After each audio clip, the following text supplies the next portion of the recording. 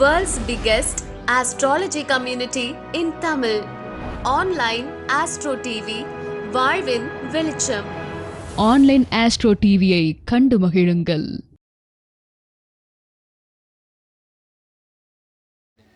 நம் முன்னே ஆசியுரை வழங்க திரு வெங்கடேசன் அவர்கள்.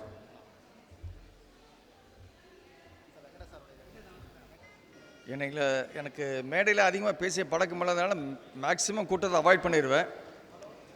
இது நண்பர் ரொம்ப அழைப்புதல் வர வேண்டியதை சூழ்நிலையாச்சு.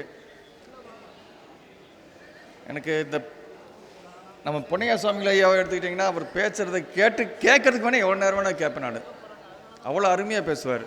அந்த மாதிரிலாம் அலங்காரமாக பேசுகிறதுக்கு நமக்கு அவ்வளோவா தெரியாது. நமக்கு ஜோதிடம் மட்டுமே தெரியும். அதுலேயும் எனக்கு பிடித்தமான ஒரு ரெண்டு லைன் மட்டும் சொல்லி முடிச்சிட்றேன். இப்போ சாதாரணமாக நாடி ஜோதிடம் அப்படின்னு எடுக்கிறோம், பாரம்பரியம் எடுக்கிறோம், எது வேணால் எடுக்கலாம். 12 ராசி 9 கிரகங்கள் இதனுடைய இணைவுகளை மட்டுமே சொல்கிறோம். அப்போ சாதாரணமாக இது பிறந்த கதை இதுதான். சனி ஜென்ம சனி மேலே கோச்சார குரு போகும்போது தொழில் முன்னேற்றம் ஏற்படும். இது நாடி ஜோதிடத்தின் விதி. இதுதான் எனக்கு ஒரு தூண்டுதலை கொடுத்தது.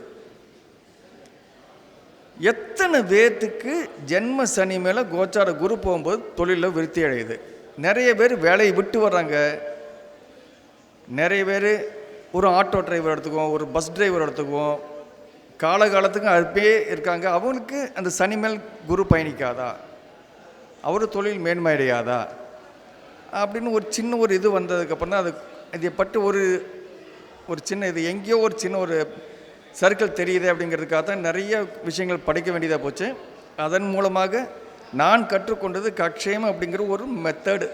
அதாவது ஒரு ராசியை 8ஆக பிரித்து 8 அறைகளாக கொடுத்து அந்த 8 அறைகளும் கிரகங்களுடைய வேகத்துக்கு தகுந்த மாதிரி சனி, குரு, செவ்வாய், சூரியன், சுக்கிரன், புதன், சந்திரன், லக்னம் இந்த மாதிரி 8 அறையாக பிரித்து இது அஷ்டவர்க்க பரல்களில் ஒவ்வொரு கிரகங்களும் தான் பெற்ற பரல்களை அந்த கட்சியத்தில் போட்டு பலன் சொல்லும்போது மிக தெளிவாக வருகிறது. யார் யாருக்கு ப்ரமோஷன் கிடைக்கும், யார் யாருக்கு அதே சமயத்தில் டீப்ரமோஷன் ஆகும். இதை சொல்லுவது கொஞ்சம் எளிமையாக தெரிஞ்சது. அது எனக்கு தெரிந்த வரை. ஏன்னா எனக்கு தெரிஞ்ச முறை மட்டும்தான் நான் சொல்ல முடியும். பாக்கி முறை தவறுன்னு சொல்கிறதுக்கு நம்ம அருகதை கிடையாது. எனக்கு தெரிந்த முறையில் அது கொஞ்சம் எளிமையாக தெரிஞ்சது. அதனால் அந்த ஒரு முறையை கொஞ்சம் நான் ப்ராக்டிஸ் பண்ணி மேக்ஸிமம் ஒரு புத்தகமாக வெளியிட்டு அது கொஞ்சம் சொல்லிட்டு இருக்கிறேன். முடிந்தவரை அஷ்டவர்க்கத்தை படிச்சுட்டு அந்த முறையும் கற்றுக்கிட்டிங்கன்னா நம்மளான ஒரு ஹெல்ப்பை நம்மளுடைய நாடி வருவர்களுக்கு செய்ய முடியும். நம்ம நாடி ஜோதிடம் கேட்க வருவர்களுக்கு பொதுவாக சொல்லாமல் உனக்கு இதுதான் நடக்கும், இப்படி நடக்கும்னு ஒரு தனிப்பட்ட முறையில் எடுத்து சொல்கிறது கொஞ்சம் சௌரியமாக இருக்கும். நன்றி, வணக்கம்.